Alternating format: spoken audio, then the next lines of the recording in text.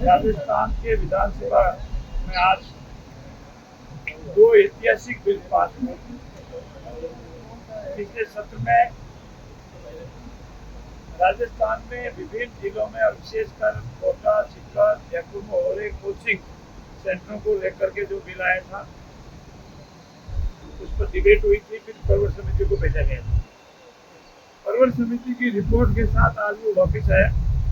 तो मैं जो सीधे आपको बताना चाहता हूँ वो आप कृपया ध्यान से सुने। राजस्थान विधानसभा के पटल के इतिहास में आज कांग्रेस का अंतरकलह इस बिल पर सामने आया। आदरणीय नेता प्रतिपक्ष टीकाराम जी जूली ने और बायतू से आने वाले माननीय विधायक हरी सिंह चौधरी ने इस पर कमियां की नहीं, इसकी आलोचना की। उसी जगह सीकर से आने वाले माननीय विधायक राजेंद्र जी पारी जो सबसे वरिष्ठ है और जो कमेटी के मेंबर भी थे, उन्होंने पूरी तरह से इस बिल को जनता के, विद्यार्थियों के, अभिभावकों के, कोचिंग सेंटरों के हित में बताया और जितनी बातें प्रतिपक्ष के नेता ने कही उनका पूरा जवाब तथ्यों के साथ दिया। तो इससे प्रकट होता है कि कांग्रेस दल में अंतरकलह कितना है। दूसरा अंतरकलह सामने आया जब स्मार्ट मीटर पर उन्होंने बिना किसी व्यवधान के, बिना किसी कारण के व्यवधान करने का या नारे लगाने का प्रयास किया, तो उनके ही सदस्यों ने कहा ये तो हमारी लाई हुई योजना है, हमारे द्वारा ही प्राप्त किया है, हमारे द्वारा ही कैसे दिए हैं और आप इसमें से कैसा एतराज कर रहे हैं। ये अंतरकलह धीरे धीरे आप आगे और देखिए कि कांग्रेस का अंतरकलह दो विभिन्न खेमों में बटी हुई कांग्रेस का अंतरकलह है। और दूसरा, ये स्वास्थ्य विज्ञान से संबंधित बहुत बड़ा बिल आज पास हुआ है। हमारा जो SMS हॉस्पिटल है बहुत ही अच्छा है, एशिया में सबसे अच्छा बना रहे हैं, लेकिन इस पर ओवरबर्डन, इसके विकल्प के रूप में और एम्स की तर्ज पर जितनी सुविधाएं एम्स में मिलती है वैसी उन्हीं सुविधाओं के आधार पर हमारा जो आयुष है उसको हम तैयार करेंगे।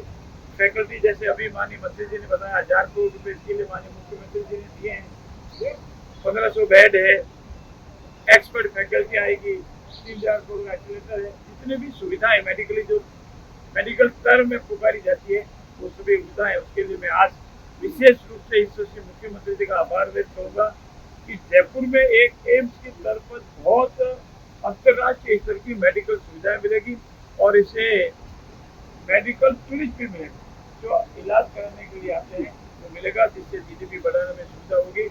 और आज के हमारा सत्ता पक्ष विपक्ष पर पूरी तरह से हावी रहा और आज उन्होंने खुद ने पंगा ले लिया। एक प्रश्न पूछ करके ये स्मार्ट मीटर का कितना है, हमारे मंत्री जी ने आपके सामने आए होंगे, स्पष्ट तथ्य बताए होंगे।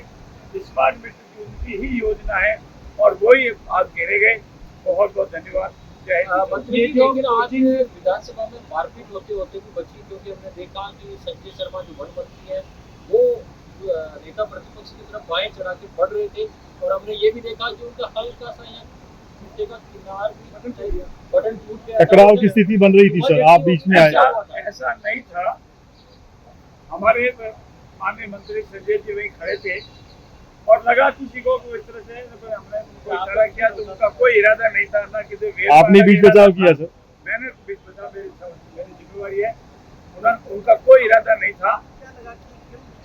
तो आक्रोशित क्यों हो गए थे? वो आक्रोशित नहीं हुए थे, वो टीकाराम जी ने कोई बात की जिसको मैंने नहीं सुना, मैं इसलिए बिना सुने कुछ कह नहीं सकता, उसका उन्होंने खड़े खड़े जवाब दिया था। इतना होता, लेकिन जगह से नहीं उठे, जगह से कोई उठे तो उनकी माननीय अध्यक्ष महोदय ने उस एग्जाम कर दिया था, इसलिए वो थोड़े से अपनी सीट की आगे की तरफ आए। बाकी कोई इरादा नहीं था, हमें कभी ऐसा कोई इरादा रहा है। इस विषय में अभी 2 दिन इंतजार कीजिए, सिंगल बेंच में चलेंगे नहीं मेरे को जानकारी नहीं है, इसीलिए 2 इंतजार कीजिए, इसका जवाब इस समय पर आपको मिल जाएगी। अब ये जो कोचिंग रेगुलेशन बिल का इम्पैक्ट ये पड़ेगा, हमारे जो विद्यार्थी डिप्रेशन में चले जाते थे, आत्महत्याएं कर लेते थे, अनावश्यक रूप से फीस वसूली जाती थी, फीस रिटर्न नहीं की जाती थी, कई छोटी जगहों में बहुत जगह बच्चों को रखा जाता था, इन सब पर अंकुश लगेगी। नियमित फैकल्टी होगी, बच्चों की सुनवाई होगी, रजिस्ट्रेशन जरूरी है, एज का ग्रुप कितना है, फीस कितनी ली जा रही है, अगर बच्चे ने छोड़ दी तो फिर रिटर्न क्यों नहीं की जा रही है, उसमें वो सब सुविधाओं का इस्तेमाल करना होगा जिससे एक विद्यार्थी कोचिंग सेंटर में जावे तो फ्री होकर के जावे, उस माइंडर को ओवरबर्डन नहीं। और ये हमारे राजस्थान के लिए भविष्य में कभी भी हम प्रार्थना करते हैं कि बच्चे आत्महत्या नहीं करें, डिग्रेशन जावे और हमारा कोचिंग सेंटर जो हमारी धरोहर है वो भी इसी तरह चलते हैं। ये हमारा उद्देश्य है। लेकिन साहब इसमें एक प्रोविजन ये भी था, 16 साल वाला जो था कि केंद्र की गाइडलाइन थी उसमें भी ये था कि कम से कम जो 16 साल से कम का बच्चा है क्या बोलते जी आपका प्रश्न है, इसका जवाब कांग्रेस के वरिष्ठ नेता राजेंद्र सिंह पारिक ने भी दिया और उन्होंने ये कहा कि राजस्थान में जितने भी सभी जगह और हिंदुस्तान के अन्य प्रदेशों में जितने भी कानून बने उनमें सब में 14 साल की उम्र है और हम सब ने पूरी स्टडी करके मेरे सलाह पर इस बिल में 14 साल की एज रखी है। वो जो केंद्र का जो प्रपोज बिल है वो एक गाइडलाइंस है, वो कोई मैंडेटरी नहीं है और इसका विधिवत जवाब आदरणीय राजेंद्र पारिक ने तथ्यों के साथ दिया है। चाणक्य न्यूज इंडिया आपनो राजस्थान अब आप सबके सामने पहली बार नए अंदाज में नए भारत और हर कदम पर आगे बढ़ते राजस्थान के साथ राजस्थान की संस्कृति और राजस्थान की हर वो पहली खबर जो अब चाणक्य न्यूज इंडिया राजस्थान की पैनी नजरों के साथ सबसे पहले पहुंचेगी आप तक।